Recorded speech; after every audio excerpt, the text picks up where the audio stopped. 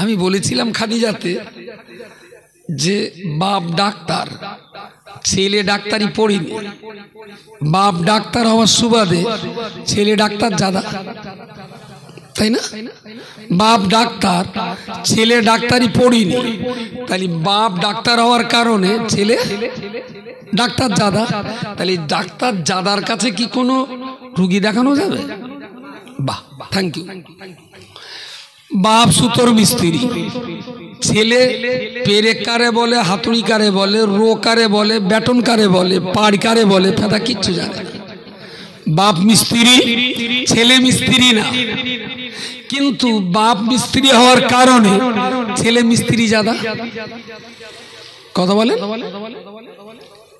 ছেলে চাল জানে না, বেতন জানে না, সরকেল জানে না, রেদা জানে না, পাট জানে না, তারপরে ওই আড়া জানে না, কিচ্ছু জানে না, কিন্তু বাপ মিস্ত্রি হওয়ার কারণে এও সুতোর মিস্ত্রি জাদা। এর কাছে কি রান্নাঘরের চাল তৈরি করতে দেবেন? দেবেন? বেশ। বাপ জরুরি হাট করে গরুর গোস্ত বিক্রি করে পাকা কষাই, শালা ছেলে হিলিসাব দিকে পোকর দড়িকে ঘরে দেয়, রক্ত দেখলে ওর মাথা ঘুরে দেয়। বাপ কষাই, ছেলে জীবনে একটা পিঁপড়ে পর্যন্ত জবাই করেনি। এখন বাপ কষাই হওয়ার কারণে ছেলে হলো কষাই জাদা, ছেলে কষাই জাদা। এখন কষাই জাদা হওয়ার সুবাদে আপনি এর কাছে কি গরু জবাই করতে ডাকবেন? ডাকবেন?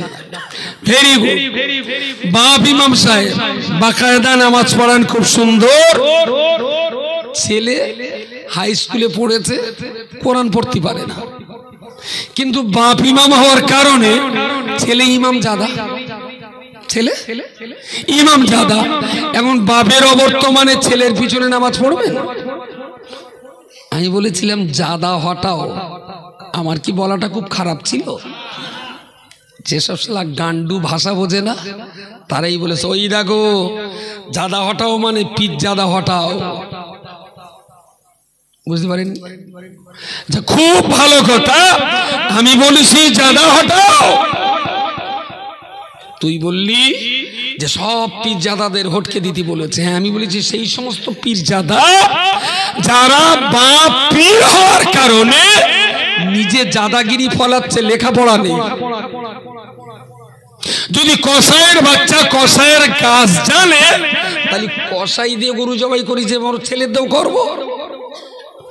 বাপ ইমাম ছিল, ইমাম জাদা বাপের ছেলে যদি ইমামতি করার যোগ্যতা রাখে, বাপ মরার পরে ছেলের পিছনে নামাজ পড়বো, কিন্তু যোগ্যতা থাকবে না, অথচ জাদা বলেই মাতব্বরি ফলাবে। আমি বলেছিলাম জাদা হটাও।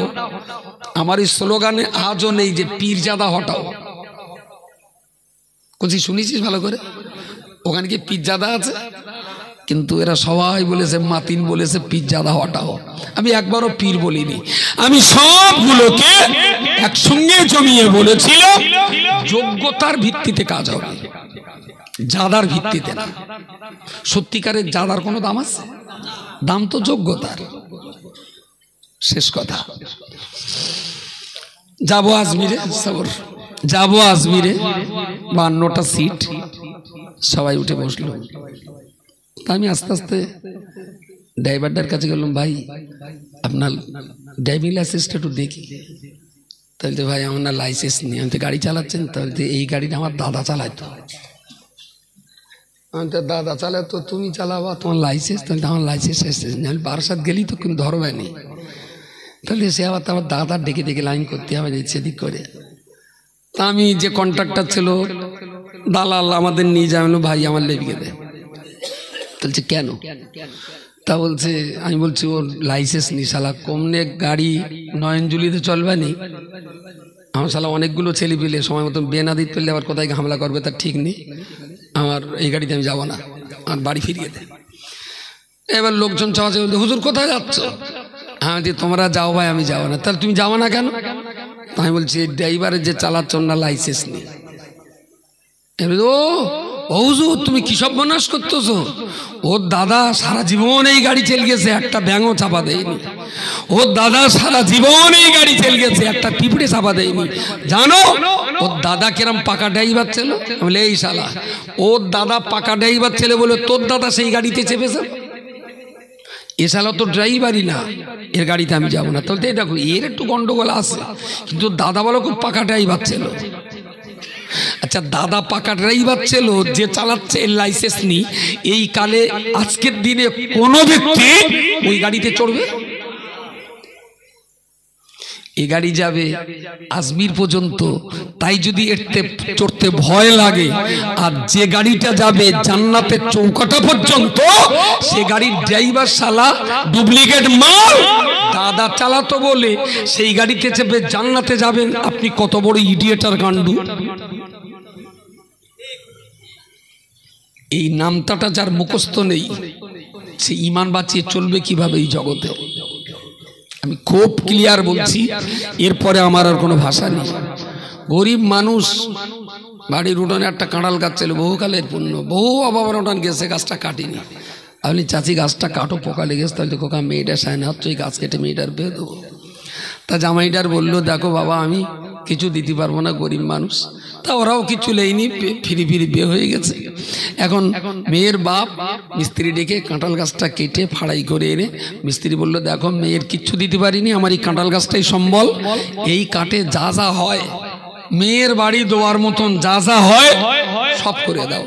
তা কাঠগুলো মেপে যোগে প্রথম একটা খাট করে দিয়েছে, তারপর একটা ড্রেসিং টেবিল করে দিয়েছে, তারপর একটা সোফা করে দিয়েছে।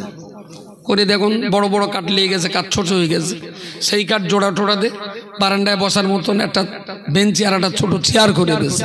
কাঠের সাইজ আরো ছোট হয়ে গেছে। ওর ভেতরে যা ছিল এদিক সেদিক করে চুলোর পাশে রাখার জন্য, টেমি রাখার জন্য একটা দেলকো করে দিয়েছে, 3-4টে ফিঁড়ে করে দিয়েছে। আর কোনো লাইন নেই। এবার সেইগুলো ছাদের মাথায় শুকে টুকে একা চুলোয় যাচ্ছে। চুলোয় যাই একটা কাঠ দিয়েছে, শালা সেই কাঠ ঘুরে দেখবে এই শালা পুণ্যকালে কাঁঠাল গাছের পাকা তক্তার জাত আমি যার পাশে ছিলাম। তুমি একটারে দেছো খাটে, একটারে দেছো সোফায়, একটা দেছো ড্রেসিং টেবিলে, আমি সেই একই গাছের কাঠ, আমি চুলোয় কেন?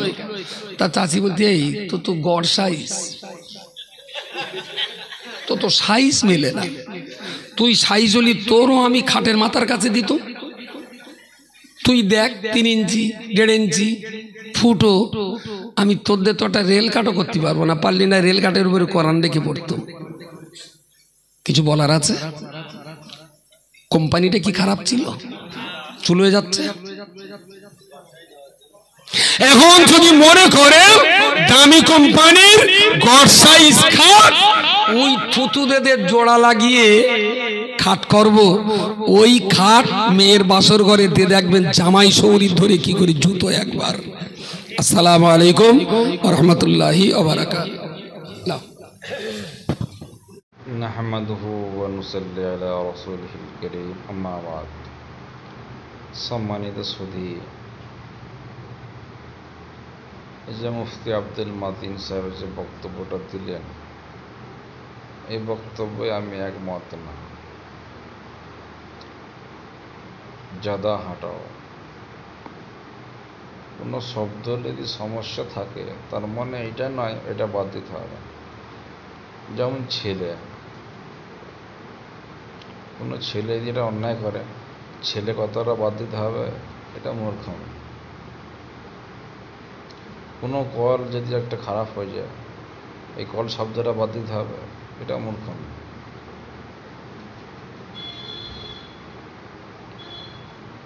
যে ভুল করবে তাকে বলো, এই ভুলের জন্য ওই শব্দটা বাদ দিতে হবে, আমার মনে হয় এটা মূর্খামি ছাড়া আর কিছু নয়, বা হিংসা ছাড়া আর কিছু নয়। যেমন পীর শব্দটা আমরা অ্যাকচুয়ালি ভালো মানুষের জন্য ব্যবহার করি। কোনো একটা পীর দেখা গেল ভণ্ড, ওই ভণ্ড পীরের জন্য পুরো পীর নামটা বাদ দিয়ে অন্য কিছু রাখবো, এটা কি হয় না। যাক, পড়াশোনা করতে হবে, আর অল্প বিদ্যা হলে যা হয়। আল্লাহর জন্যে করলে ভালো, নিজের নামের জন্যে বা নিজের হিংসার জন্যে সে করা মূর্খমি ছাড়া কিছু নয়। আল্লাহ ভীরু হও, খোদা ভীরু হও, যা কিছু করো আল্লাহর জন্যে, তাহলে ইহকালে ভালো হবে, পরকালেও ভালো হবে।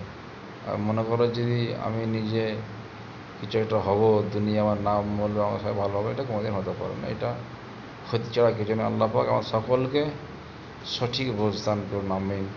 আমা আলাইনা ইল্লাল বালাগ ওয়া আখিরু দাওয়ানা আলহামদুলিল্লাহি রাব্বিল আলামিন। আমি কাউকে ছোট করার জন্য বলি নাই। আমার বলার বক্তব্য হচ্ছে মানুষ সত্যিটা সঠিকটা বলুক, এটা আমি চাই। ভালো থাকবে, সুস্থ থাকবে।